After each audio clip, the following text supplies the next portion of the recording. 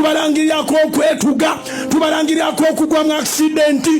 Kansoka okulamusaako muganda wange ampuliriza. Tukimanye bulungi nnyo nti obulamu bwe bugagga newankubadde nga waliwo abakolerera okuba nti basaanya obulamu bwa bannaabwe. Kyokka ate ekyewuunyisa nti abakolerera okuba nti basaanya obulamu bwa bannaabwe baba tutte mu Torture Chambers n'okubatulugunya entulugunya munnange etajja nsa kwegamba gyoyinza okugamba nti ddala omuntu asobola okutulugunya muntu munne okutuuka ku ekyo. Muganda wange aba ate bo abasabira bannaabwe essaala oba abasabira abalabe baabwe essaala embi ennyo ate bali bawaana bawaani. Mutajja nakugamba nti bannange mukwate bulungi nnyo. Gino Museveni atutwale mu muhoozi naye ng'ate akimanyi bulungi nnyo nti okulinnyirira eddembe ly'obuntu, abantu abatagulunyiziddwa, abantu abafudde ku mulembe guno gwa Gino Museveni olw'ebyobufuzi olw'okuba nti tebakkiriziganya na NRM mu byobufuzi bangi nnyo. Kati Pastor Bugingo yawadde essaala gye twalabye era nkumulisizzaako ako katono kwegamba singa abantu essaala eyo gye baali boolekeza ku buli muntu oba singa abantu bonna bafunayo ekiro kimu olunaku lumu ne bagamba nti buli muntu yenna akoleza essaala ng'agyolekeza omutima gwa Pastor Bugingo na butya bwalaba ebintu nti singa aba apepeya n'abo abatulugunya abantu abakola ebikolobero ebyo byonna byonna ku bantu nga ye bw'abadde abyogera nti naye azikirire lumu nabo enkya tetumusangawo. Naye kansooke nkwongera essaala kubanga kankuwe essaala 2 gye yasoose naku nga 3 emabega ate nkuwe n'endala kubanga alemedde ku essaala. Essaala efuuse essaala. Kiki kyagezaako okugyayo? Tubalangirirako okwetuga, tubalangirirako okugwa mu accidenti, tubalangirirako okufiira mu buliri, tubalangirirako okufa obubi, tubalangirirako ennaku ku baana baabwe, tubalangirirako obwamulekwa mu zadde lyabwe, tubalangirirako ebikolimo byonna bye baatwagaliza, tubalangirirako ebisiraani byonna nkirangirira mu mafuta ne mu maanyi ag'Omwoyo Omutukuvu. Obunnya bonna babadde basimye babugwemu, ebinnya bye batusimidde bijjule emirambo gyabwe in the name of Jesus. Kati omuntu bw'atyo ne bwe bamuvuma ebivumo naye ayinza okubeera n'agamba nti abantu bavuma nnyo.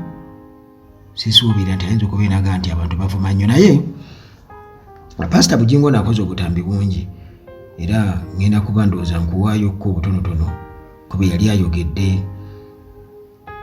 Waliwo wano omu gwe nalabye nga yolwo wabadde okuwulira byayogedde yamugambye nti obunnyo bukulinga akasanirizo.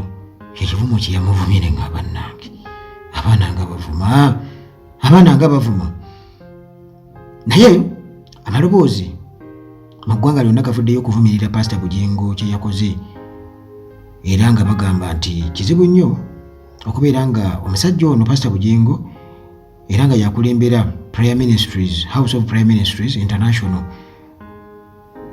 Kagamba nti in fact waliwo Bishop omu yagambye nti Bugingo asaana n'afunamu ku holiday osanga ebintu bimutabuseeko mu bwongo. Yali badde afunako ngeri yeewogomamu n'avaamuko n'agenda oba UK oba Abu Dhabi n'ewalala gy'asobola okubeera ng'awummulibwa South Africa. Ono bamuyita Bishop Nathan Ibrahim tuli agenda owa Mbarara Day Star Cathedral. Yagenda nti Pastor munnange ayinza okuba nga ali emotionally and physically exhausted nga bamulabiraawo naye ng'ebintu bimutabuseeko akooye kwegamba nga bw'onoobeera onooga bannange omanyi osobola okukola kati nga bw'akolaawo naye ng'ate yafuuka muddu nti ebintu bimutabukako ng'agenda nalawo obutaami ng'ayogedde kino n'ayogera kiri n'agamba naye nze abyogera bino byonna abaana nga bakalakata nga bavuma. Kakati Bishop tuli agenda yaga nti ono yali badde agenda n'afunamu ka time off okusobola okubeera nga recoveringa nti kubanga ffenna tukoowa ate tuli bantu. Kakati bw'oba okooye osobola okufunamu ka trip South Africa, Dubai, Abu Dhabi, UK, mbukubanga sente azirina ate waliwo ne bapasita basobola okukola mu absence ye. Kwegamba bapasita basobola okubeera nga basumba endiga nga pasita taliiwo, pasita Bugembe probably asobola okugenda ne mukyala we Naluswa oba naye ayinza okuba nga naye yafuuka stress n'amuleka wano e Kampala. Kisobokera ddala, naye pasita Bugingo essaala gye yasabye muganda wange kwegamba yeewunyisiza buli omu, ate ng'alabika agiremeddeko kubanga wenda gye yakasaba empya ng'oggyeko eri gye yabadde ayambadde essuuti erimu pink, kati ate eno essuuti endala eno erimu bbulu omungi. Muganda wange Bugingo yasabye nti abo bonna abamulima empini ku mugongo baffe bagwe eddalu, nti abo abadda ku social media ne babeera nga bavumirira ekyakyakiyo okubeera nga eruddewo Pentagon project eyo nti eruddewo baffe, era mu nnyumba zaabwe temubulamu emirambo. Abo bonna abajaganya olw'okugwa kwabwe, olw'okugwa kwa Bugingo, nti abasindike mu ntaana zaabwe nti bagwe eddalu, bagwe mu accident, bagwe mu nnyanja, emitima gyabwe gyabike, batte. Agamba Mukama alagira batte, leka ennyumba zaabwe muzireme kuvaamu mirambo buli kaseera nga bwemuziika buziise wammwe. Kale munnange, engeri gye kiri nti lubaale w'omulamu tasamirirwa. Pasita Bugingo mu butambi bwe obw'enjawulo kamukuwe. Emirambo tegivanga mu nnyumba zaabwe, emirambo tegivanga mu nnyumba zaabwe, emirambo tegivanga mu nnyumba zaabwe. Bayigganye Mukama, bayigganye abali mu Uganda n'abali ebweru, bayigganye kabaka w'abakabaka. Entiisa yetandika okubakutula, entiisa y'Omukama etandika okubakutula, entiisa y'Omukama etandika okubakutula.